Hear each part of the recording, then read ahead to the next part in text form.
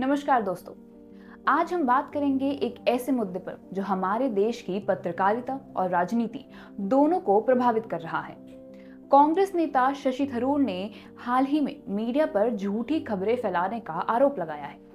आखिर क्या है पूरा मामला? चलिए इस वीडियो में हम इस टॉपिक पर विस्तार से डिस्कशन करते हैं। सब कुछ शुरू हुआ इंडियन एक्सप्रेस के नए मलयालम पॉडकास्ट से, जिसमें शशि थरूर ने भाग लिया। इस पॉडकास्ट में उन्होंने कहा कि उनके पास कई ऑप्शंस हैं अपने समय का उपयोग करने के लिए, खासकर साहित्यिक क्षेत्र में। लेकिन इस सीधी सादी बात को इंग्लिश हेडलाइन में ऐसे पेश किया गया जैसे शशि थरूर नए राजनीतिक विकल्पों पर विचार कर रहे हों। इसका इम्पैक्ट क्या हुआ? मीडिया में हलचल। इस हेडलाइन के बाद दूसरे मीडिया चैनल्स ने बिना फैक्ट जाने इस खबर को प्रचारित किया, जिससे राजनीतिक जगत में चर्चा शुरू हो गई। इसके बाद इंडियन एक्सप्रेस ने एक और खबर छाप दी कि शशि थरूर ने केरला कांग्रेस में नेतृत्व की कमी पर निंदा की है।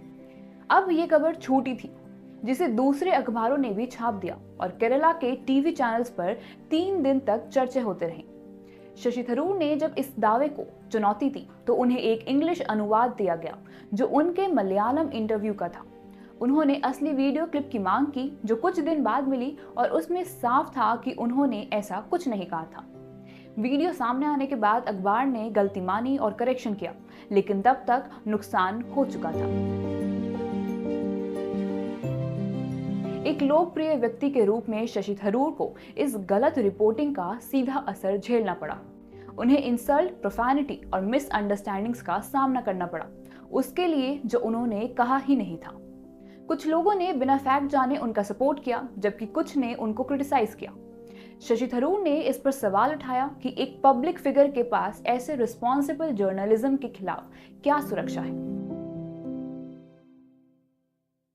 इस मामले से कुछ अच्छी बातें भी सामने आई हैं। शशि थरूर ने कहा कि इस दौरान उन्हें लोगों के असली थॉट्स का पता चला और कुछ नए ऑप्शंस के बारे में सोचने का मौका मिला।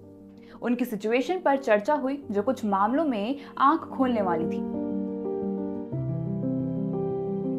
शशि थरूर, जो इंडियन एक्सप्रेस के लॉयल रीडर रहे हैं, इस मामले के बाद इंडियन जर्नलिज्म पर अपने भरोसे पर दोबारा सोच विचार कर रहे हैं।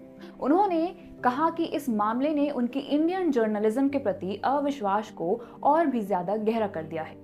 उन्होंने इस बात पर दुख जताया है कि हमारी पत्रकारिता की संस्कृति में सच और सही रिपोर्टिंग की कमी है और सिर्फ क्लिक बेट हेडलाइंस का बोलबाला है। एक पक्के डेमोक्रेट के रूप में शशि थरूर ने कहा कि वो मीडिया पर अधिक रेगुलेशन की मांग नहीं करेंगे, लेकिन उन्होंने पूछा कि क्या हमारे देश में बेहतर पत्रकारिता की आशा करना वेस्ट है।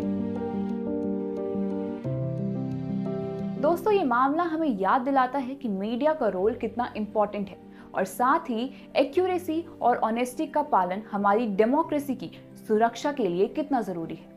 आपकी इस पूरे मुद्दे पर क्या राय है, हमें कमेंट सेक्शन में जरूर बताएं।